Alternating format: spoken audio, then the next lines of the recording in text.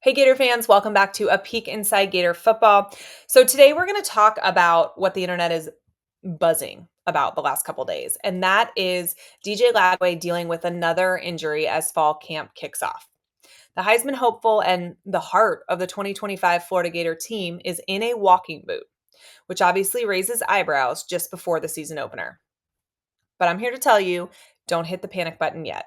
We're diving into what's been reported, Coach Billy Napier's comments, why this could be concerning, and why we are going to stay optimistic. We'll also look at how Florida's success hinges on Lagway's health and who's going to step up if he's sidelined. Let's spot the ball and break it down. Okay, so what do we know?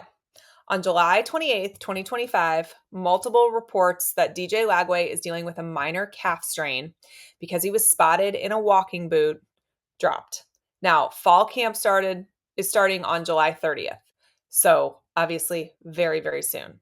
According to Zach Goodall of 247 Sports and Zach Abelverdi of On3 Sports, the injury happened during a team run last week. It's described as minor and not of long-term concern. With Lagway expected to be limited in the first week or two of camp, this means he's likely watching from the sidelines for now, focusing on rehab and film study instead of taking reps. So this isn't the first injury for Lagway. In just over a year at UF, he has battled a shoulder issue, a sports hernia from high school, a hamstring strain against Georgia in 2024, and now this calf strain. He also had a foot injury during the 2024 Under Armour All-American game. So that's a lot, obviously, for a sophomore who's only 20 years old. The good news is that sources say the calf strain is minor and he's already making really quick progress. So let's hear what Coach Napier had to say. So on July 29th, Coach Billy Napier addressed Lagway's status, saying, quote, "He's day to day. The good thing is we're about a week removed from the injury.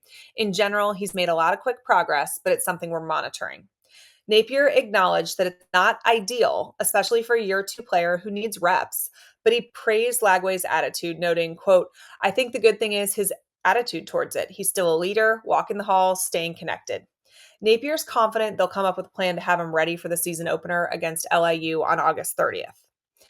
Napier is keeping positive, emphasizing Lagway's mental toughness and his leadership. He's also mentioned that Lagway was throwing 3 times a week during summer workouts before this setback, so it's not like he's starting from scratch. The season is still a month away. That gives him time to heal.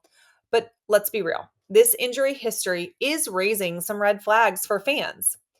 Here's why Gator fans are a little bit worried. Since arriving in Gainesville, Lagway has had a string of injuries: a right shoulder issue that limited him all of spring, a sports hernia surgery from a high school injury, a left hamstring strain that knocked him out of the Georgia game and the entire Texas game in 2024, and now this calf strain. That's 4 significant injuries in about 18 months, plus a foot issue before he even got to UF. For a quarterback who relies on mobility as much as his arm, the pattern is concerning. I do want to comment a little bit about the word significant injuries. I use that word because anytime a player misses time on the field because of an injury, we consider that significant, right? I don't mean for people to freak out and think like, "Oh my gosh, is he getting surgery on his leg? Is this happening? Is that?" It's not. But it's significant if your starting quarterback misses any time at all. It's not ideal. I understand why fans are freaked out about it. The shoulder injury kept him from throwing in spring camp. The hernia limited his core strength, which obviously could affect his mechanics. The hamstring last year showed, he's not invincible. And now a calf strain could impact his scrambling ability early in camp. None of these are career ending injuries, but they are piling up during a critical development time. Lagway went 6-1 as a starter in 2024, throwing for 1,915 yards, 12 touchdowns, and 9 interceptions. But he was probably never 100% after that Georgia game. If he's not fully healthy for a brutal schedule at LSU, at Miami, Texas, at Texas A&M, it obviously hurts Florida's playoff hopes. But I want everybody to pump the brake on the panic. This calf strain is minor, not only per multiple reports that are already out there, but I personally talked to several people with significant knowledge on the situation. None of them are concerned. None of them think this is anything significant, there's that word again, at all, and that he's already on the mend. At SEC Media Days on July 16th, he was all smiles, saying, quote, "I don't have a prosthetic arm. I'm feeling great. Training's been amazing. I've been working on mechanics to help my accuracy and decision making." That is the mindset of a leader who is not letting injuries define him. He was throwing 210 passes a week by late summer, and his 95.6 deep passing grade from Pro Football Focus last year shows that his talent is undeniable. And Lagway is a tough kid. He played through pain last year to lead UF to a 4-game winning streak, including upsets over LSU and Ole Miss, who, by the way, kept them out of the playoffs. His teammate, defensive end Tyreek Sapp, said it best, quote, "The sky is the limit for that kid. He's not just blessed with ability, but he's skilled and works hard." Now, the season opener against LIU is low stakes. So even if he's not 100% by August 30th, which is a month away, he can ease back in. Plus, I really do believe that Napier's staff is just taking a cautious approach, that they're prioritizing his long-term health so that he is healthy for big games against LSU and Miami in September.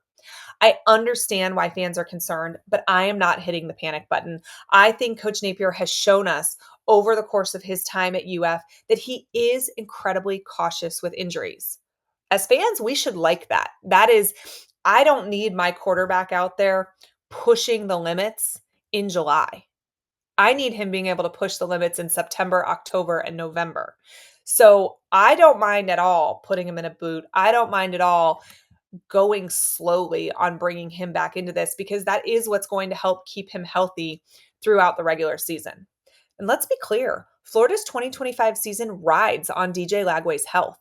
As a true freshman, he went 6-1, and I will argue that it would be 7-0 had he not gotten hurt in that Georgia game. He has a 59.9% completion rate and a knack for big plays, 12 passes of 40-plus yards per the Gainesville Sun. ESPN's FPI projects Florida as a top 15 team with a shot at 8-4 or better, but only if Lagway is leading the charge. His dual threat ability, again, 1,915 yards passing and 400 plus rushing yards in 2024, make him the engine of this offense. With a schedule that includes at LSU, at Miami, Texas, Georgia and Jacksonville, and at Texas A&M, Florida needs Lagway at his best to pull off upsets and make a playoff push. Last year, UF was 1-4 when Lagway didn't start or finish, but 6-1 when he did. His health is the difference between a 6-6 season and a 9-3 run to the college football playoff. Napier's job security and UF's top 15 aspirations depend on Lagway staying on the field. That is why this calf strain, it feels like a gut punch, even though it's minor. So what happens if Lagway is limited early in the season? So Florida has some backup options. They've got Harrison Bailey. They've got Aiden Werner. They've got Trammell Jones. There are guys back there who are talented, who can step in if Lagway can't go. Is it going to be the same as having DJ Lagway on the field? No, but DJ Lagway is potentially the most talented quarterback in college football in 2025. But with the running game that Florida has and their offensive line, I do think that there are absolutely winnable games on this schedule without DJ Lagway. Now, do I want to see that happen? Absolutely not. But the good news is this calf strain shouldn't sideline him long. And Napier's staff is going to lean on Harrison Bailey and Aiden Werner and Trammell Jones to get them a little bit of experience until Lagway is back, which is, again, just going to be a week or two. Gator Nation, DJ Lagway's calf strain is just a bump in the road. And I'm not concerned about his injury history. Again, minor things that he has overcome. His toughness, his leadership, and his spot the ball mentality are what is going to keep us in games. It's what has me as a fan optimistic. I know Coach Napier has got a plan. There's a month until LIU. There's plenty of time for DJ to get 100% healthy. Completely acknowledge it's not ideal, just like Coach Napier said, for your starting quarterback to be a little banged up heading into fall camp. But I do not think this is the worst possible thing that could happen. I do not think it's a big deal. I think Lagway will be totally fine. He's going to be ready to take the field against LIU. And so is everybody else. Florida's running game is solid. Their offensive line is solid. Their defensive line is solid. This is a team ready to go. DJ Lagway is going to be fine. So, guys, no need to panic.